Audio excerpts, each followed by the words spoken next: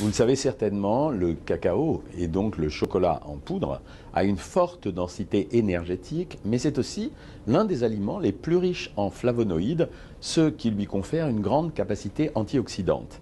Ces qualités ne s'arrêtent pas là, puisque c'est aussi une excellente source de phosphore, de magnésium et d'oligoéléments, comme le zinc, le manganèse et le cuivre. Donc, consommez du chocolat en poudre, mais veillez à le faire de façon raisonnable, car sa valeur énergétique est très élevée du fait de sa richesse en lipides et glucides. Cet aliment fait partie de ce que j'appelle l'alimentation plaisir. Donc la bonne attitude consiste à se limiter à 3 tasses par semaine avec 2 cuillerées à café de cacao. Comment choisir cette poudre de cacao ? D'abord, il convient de privilégier les produits 100% cacao auxquels vous pouvez ajouter vous-même un peu de sucre à votre goût. Ça reste la meilleure façon de bien maîtriser la composition de votre chocolat chaud.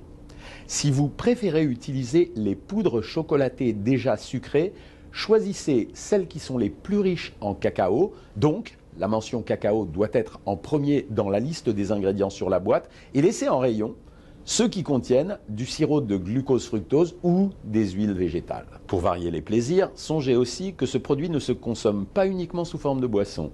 Il peut aussi remplacer le sucre dans un yaourt par exemple, mais également être utilisé pour faire évoluer la saveur d'un plat salé. Et oui, comme une épice, parce qu'au départ, ne l'oublions pas, le cacao, c'était une épice.